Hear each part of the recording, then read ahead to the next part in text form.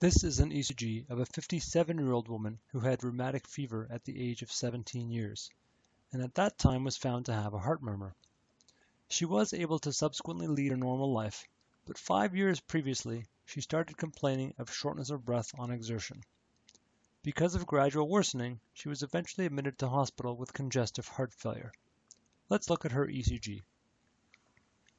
We can start by examining the long rhythm strip close to the bottom of the tracing, which is lead V1. We can see here that there are P waves before every single QRS complex.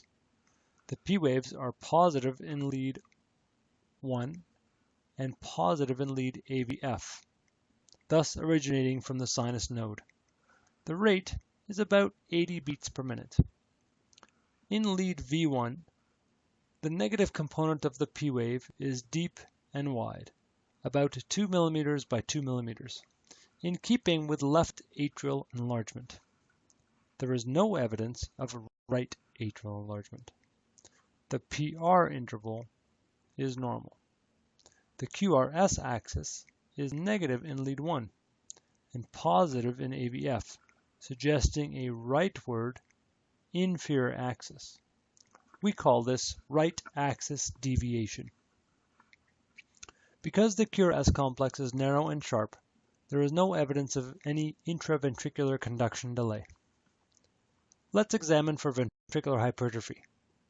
Because there is right axis deviation and there is a QR pattern in lead V1, there is evidence of right ventricular hypertrophy. There is no evidence of left ventricular hypertrophy. Here, there is no evidence of any abnormal Q waves, suggesting the absence of infarction.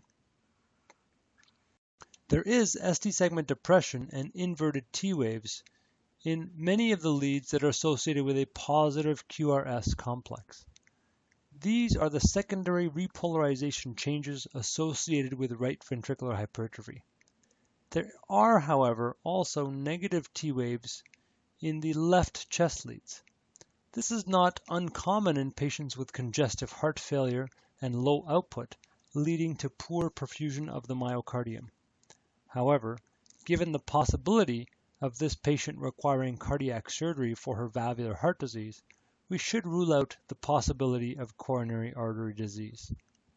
Overall, this ECG shows sinus rhythm with left atrial enlargement, right axis deviation, right ventricular hypertrophy with repolarization abnormality, and negative T waves in the lateral precordial leads.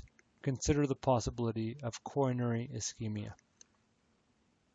This patient was found in hospital to have mitral stenosis and underwent successful mitral commissurotomy with relief of her symptoms. The coronary arteries were normal.